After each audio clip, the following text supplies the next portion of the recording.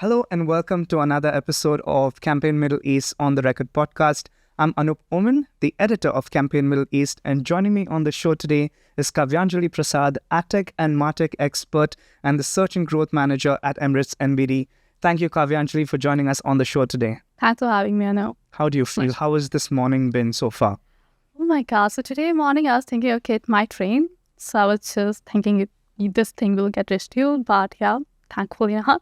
Thankfully, we haven't rescheduled. It did rain yesterday, though. I know. Having said that, I want to start this conversation with when we first met. We first met at a CMO roundtable. Yeah, it was an interesting roundtable. But what I remember from the start of that is the way you introduced yourself.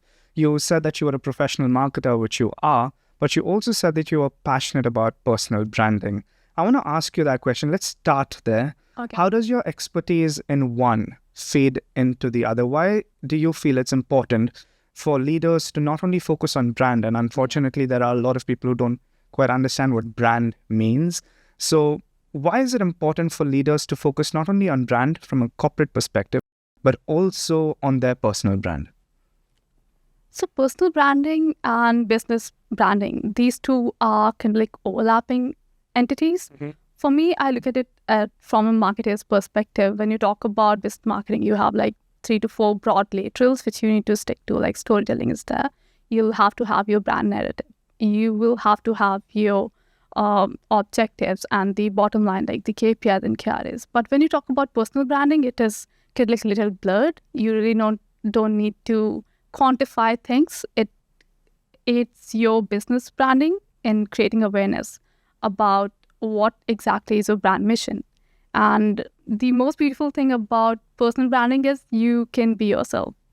If you are authentic and you are communicating the way you feel, it resonates well with your audience.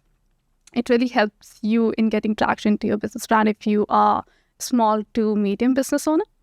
And there's this thing about founder-led marketing, which really helps brands in getting to the bottom line in terms of revenue. If you look at Elon Musk, Gary Vee, Chris Fade, these are like the live examples of how you can really leverage your personal branding into getting revenue for your business brand.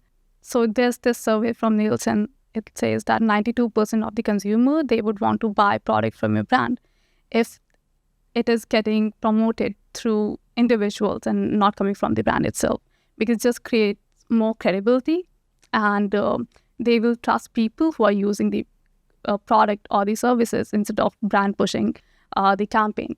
And that's one. Then when you talk about if you're a small to medium business owner, it's really important to have the founder-led personal branding, because there you can push your employees into employee advocacy zone where they are talking about the product and you're not really pushing the product through your company pages. Mm-hmm. And there was this research done recently by Marketing Advisory Board, and it helps your brand if you're pushing employee advocacy to get 8x results in terms of engagement.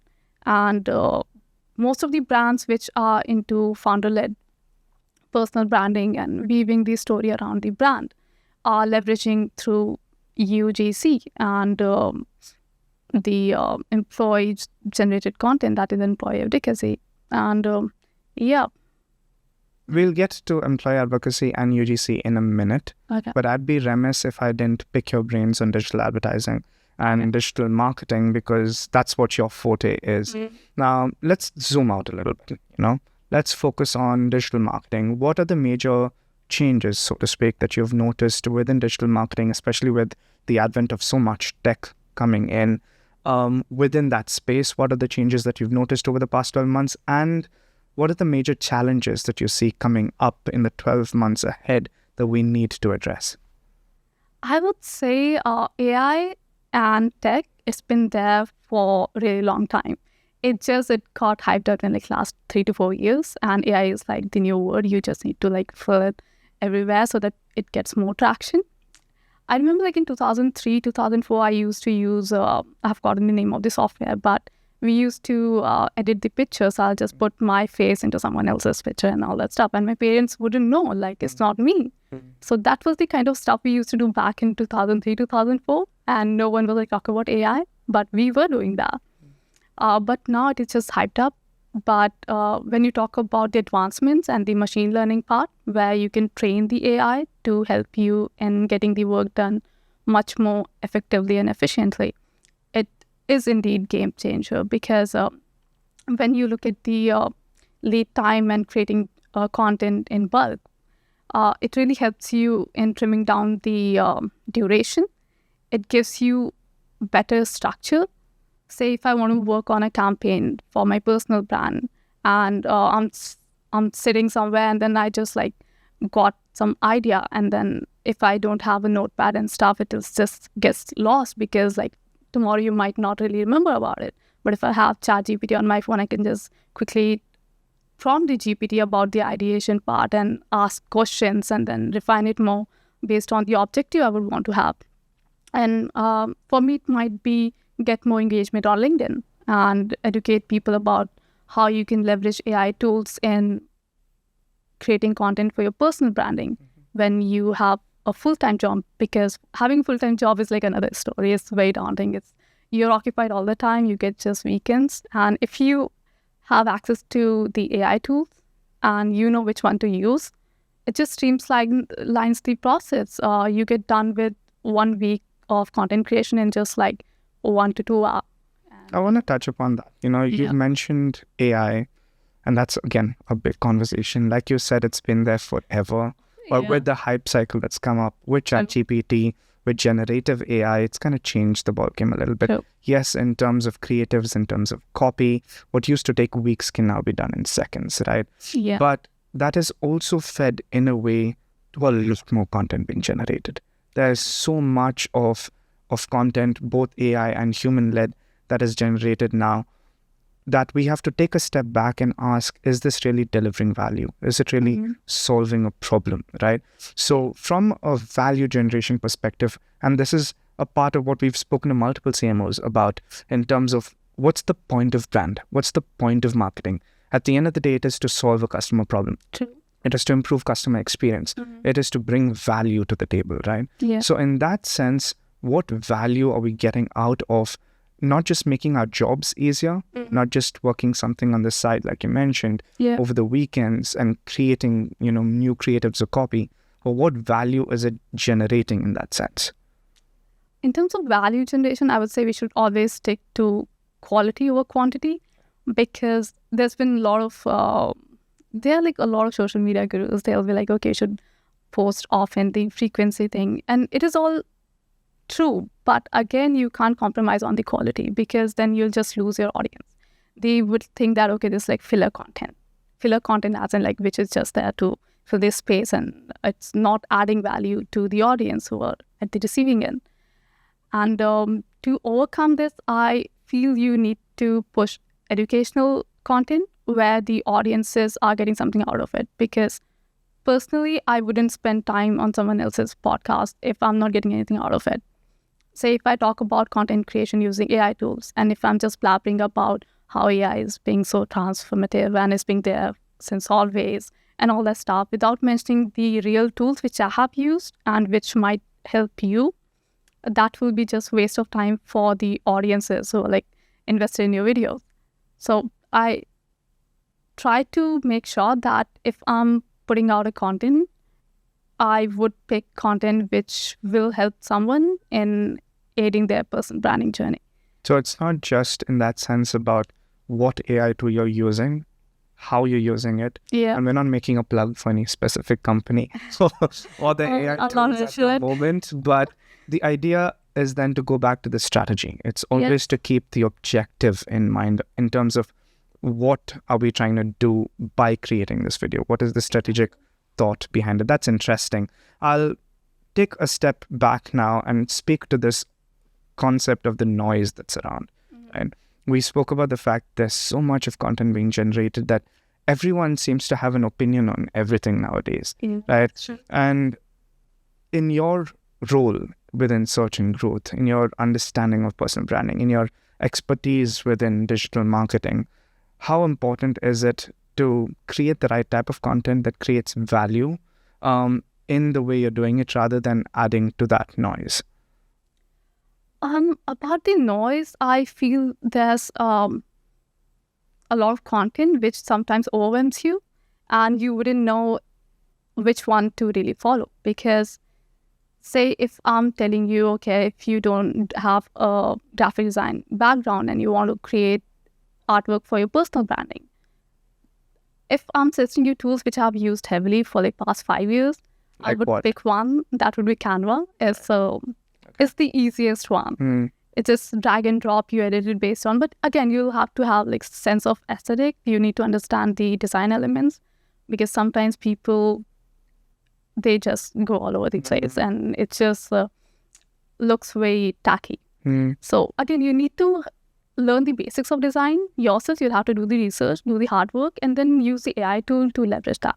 Right. And for copy, again, it's like there are a lot of tools. ChatGPT is the beast, I would say. There are like a lot of plugins. You can just search for SEOs there, copies there. If you want to use Midjourney, the integration is there. You just type in the scenario, it'll just give you the AI generated prototype. And then you can just use that as the artwork direction to tell the designers like what exactly you want, because sometimes not everyone can draw, and the kind of communication skills you need to communicate to a creative person is very different.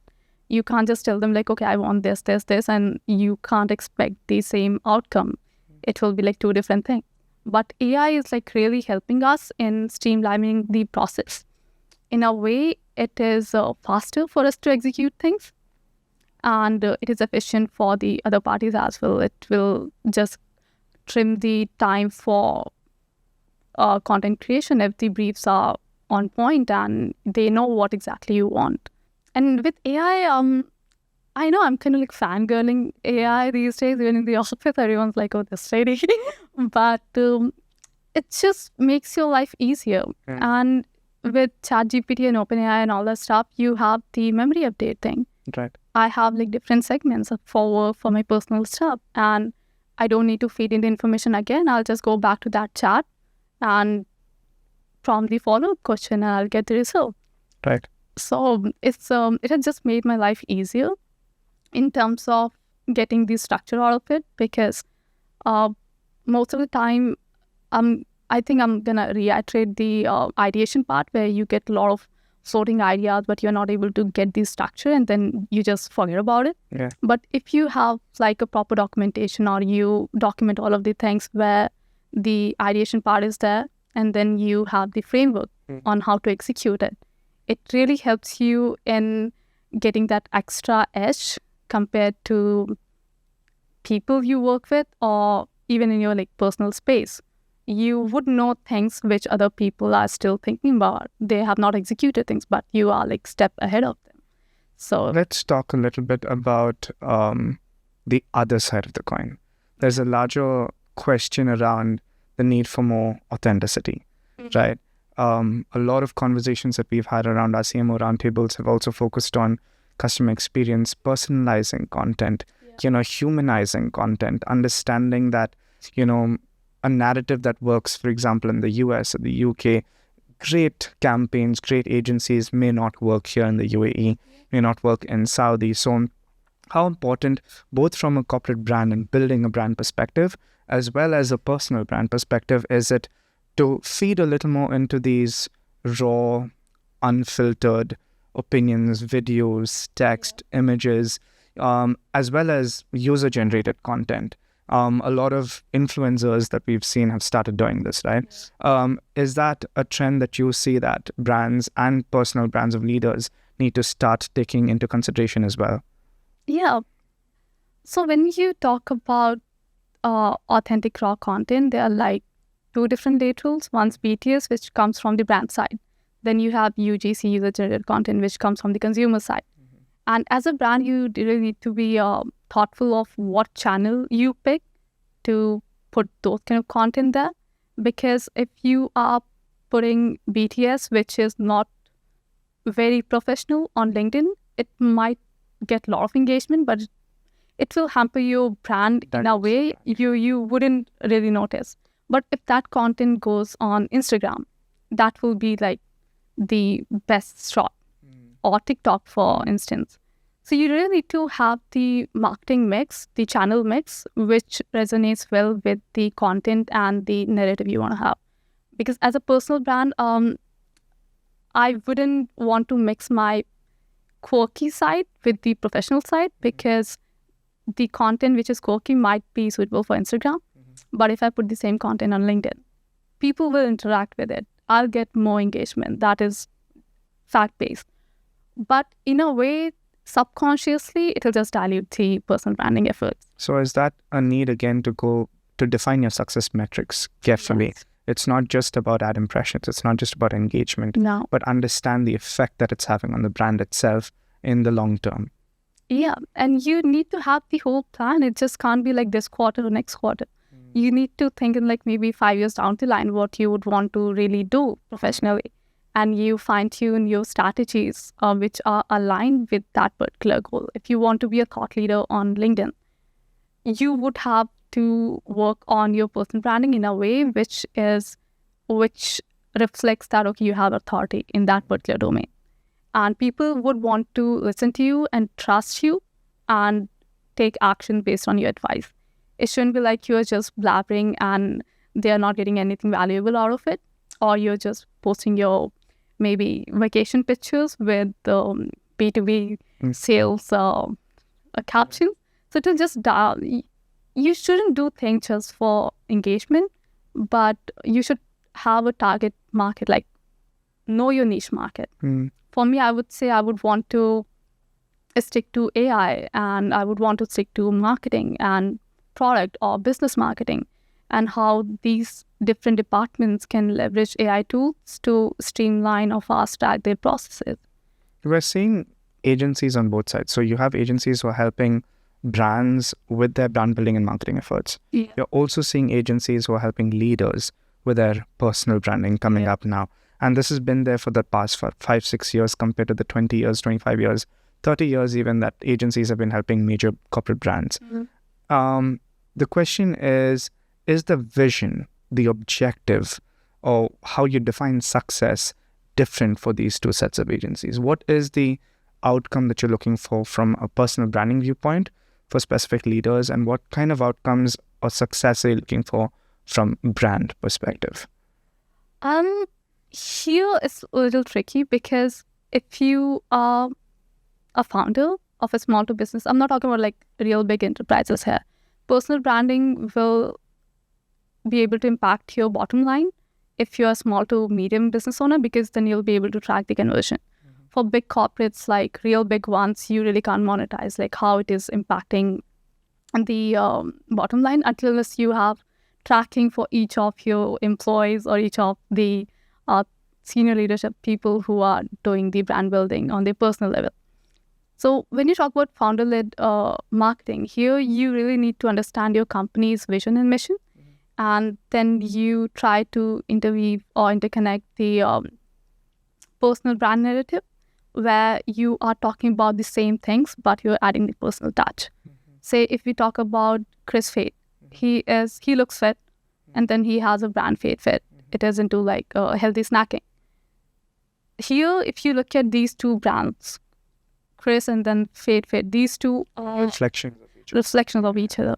If you look at big media agencies which onboard all of the celebrities for particular brands, they try to connect the personal brand of that celebrity with the brand they're gonna promote.